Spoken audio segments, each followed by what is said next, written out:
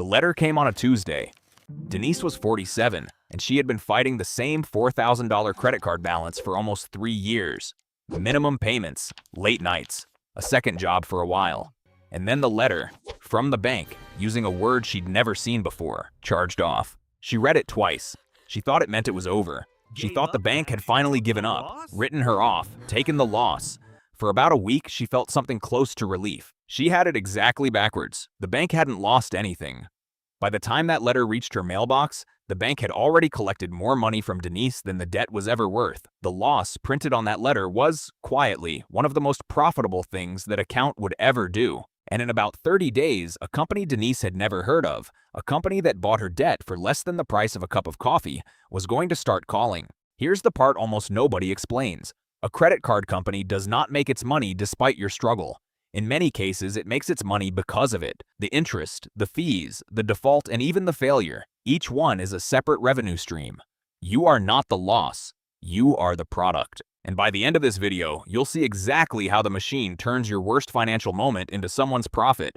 At every single stage. To understand what happened to Denise, you have to understand what a credit card company actually sells. It isn't credit, it's time. Specifically, the time you spend carrying a balance. The industry even has names for its two kinds of customers. If you pay your balance in full every month, you are, in their internal language, a deadbeat. That's a real term, used inside the business for the customer who costs them money instead of making it. The customer they actually want is called a revolver, someone who carries a balance from month to month and pays interest on it. Revolvers are the profit engine.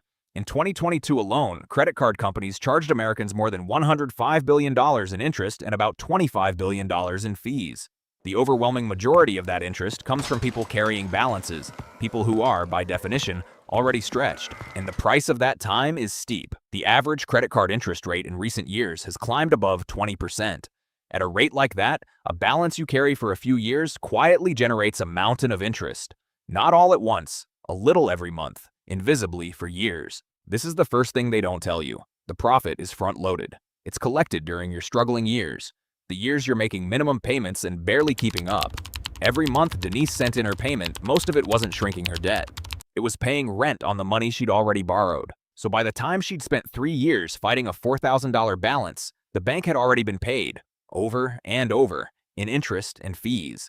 The principal was almost beside the point, which sets up a strange, uncomfortable question the industry would rather you never ask. If they'd already made their money, what did charged off actually mean? Here's where the story flips. A charge-off sounds like forgiveness. It isn't. Under U.S. banking rules, a bank is generally required to charge off a credit card debt once it's about 180 days past due, 6 months of missed payments. Charge-off is an accounting move. It means the bank has moved the debt off its books as an expected loss. But, and this is the part Denise didn't know, a charge-off does not erase the debt. You still owe it. The account being charged off doesn't mean you're free. It means the bank is done with you. What happens next is where your struggle gets monetized a second time. Because that charged-off debt doesn't disappear. It gets sold. There is an entire industry, the debt-buying industry, that exists to purchase debts exactly like Denise's, and they buy them for almost nothing. When the Federal Trade Commission studied this market, it found that debt buyers paid, on average, about 4 cents for every dollar of debt. 4 cents on the dollar. Denise's $4,000 debt could be sold for roughly $160. Now think about what that means. The bank already collected years of interest and fees. Then it sold the leftover debt for a little cash on top. And the company that bought it? It only needs to collect a fraction of that $4,000 to turn a profit, because it only paid pennies to own it. Every dollar it squeezes out of Denise now is almost pure margin. So the phone calls begin. From a company she's never done business with, chasing a number that has already made money for everyone who's touched it. And there's one more layer, the quietest one. When a bank charges off a debt, that loss can generally be deducted as a business bad debt, reducing the bank's taxable income. So the loss isn't only offset by years of interest and a debt sale, it can also lower the bank's tax bill. Line it up and look at it plainly. You pay. That's interest. You fall behind, that's fees. You default, the leftover gets sold for cash, and the write-off, that can cut their taxes. 4 separate ways to profit, and 3 of the 4 depend on you struggling. That's the turn. The system isn't broken when you can't pay. For the people who designed it, that's often when it works best. Now bring it back to your kitchen table, because this isn't an abstract story about banks. It's about what it does to a real person's life, and to yours if it ever happens to you. For Denise, the relief lasted a week. Then the calls started. Different company, same debt, and now something worse, confusion. She didn't recognize the caller. She wasn't sure the amount was even right. She didn't know if she still legally had to pay, or how much, or to whom. That confusion is not an accident. It is part of how the last stage works. When a debt has been bought and sold, sometimes more than once, the records can be thin. The new owner may not have the full paperwork, and a frightened person who just wants the calls to stop will often do the one thing that helps the collector most. They'll pay something, even a small payment, even just to make it go away. Here's why that matters, and why nobody warns you. Every debt has a statute of limitations, a legal time limit, usually somewhere between 3 and 6 years depending on your state, after which a collector can no longer sue you to force payment. But in many states, if you make a payment, or in some cases even acknowledge the debt in writing, you can restart that clock. So the person who is struggling the most, the one who panics, who wants to be responsible, who sends $50 to quiet the calls, can accidentally hand the collector years of fresh legal leverage. The instinct to do the right thing becomes the trap. And the damage isn't only financial. A charge-off lands on your credit report and generally stays there for about 7 years. For 7 years, the record of your hardest financial moment quietly raises the price of everything else. Your car loan, your apartment application, your next card. The struggle doesn't end when the debt is charged off. In a very real sense, that's when its longest shadow begins. This is what "you are the product" actually feels like from the inside. Not a dramatic villain. Just a sequence of quiet moments where the system is built to profit from your worst day, and to count on you not knowing the rules. So what do you actually do with this? Because understanding the machine is only useful if it changes how you move inside it. Here are the things that genuinely shift the odds back toward you. 1. Understand that charged off is not forgiven. If you see that word on a statement, do not assume the debt is gone. It has almost certainly been sold or is about to be. Knowing that keeps you from being blindsided when a new company calls. 2. When a collector contacts you, ask for validation in writing. Under the Fair Debt Collection Practices Act, you have the right to request that a debt collector prove the debt is yours and that they have the right to collect it. Send that request within 30 days of their first contact.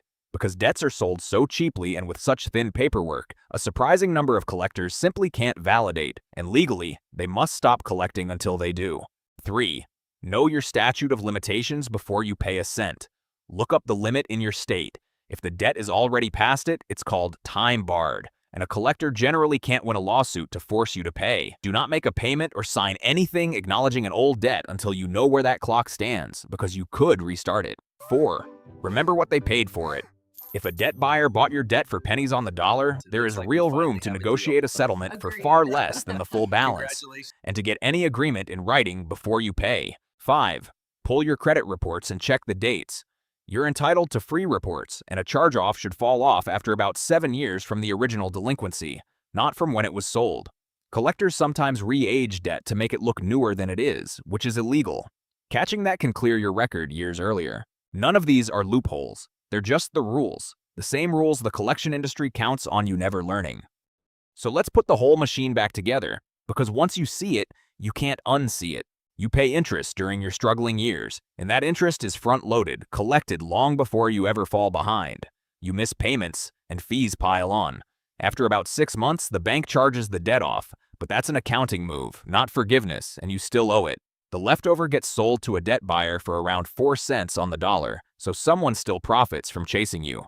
And the write-off itself can reduce the bank's taxes. 4 revenue streams. 3 of them depend on you struggling. That's not a glitch in the system. For the people who built it, that is the system. Denise didn't lose because she was careless. She lost time, years of it, because nobody ever told her what that letter actually meant or what to do when the calls began. You just learned in 14 minutes what she learned the hard way over 3 years. If this changed the way you see that little plastic card in your wallet, do 2 things. Subscribe, because next, we're breaking down the trap most people never notice, how the minimum payment was deliberately lowered to keep you in debt for decades, and why there's a legally required warning box on your statement because of it. And drop 1 word in the comments. Have you ever seen "charged off" on a statement and thought it meant you were free? Because you are not alone, and that misunderstanding is worth billions. The most expensive financial traps aren't the loud ones.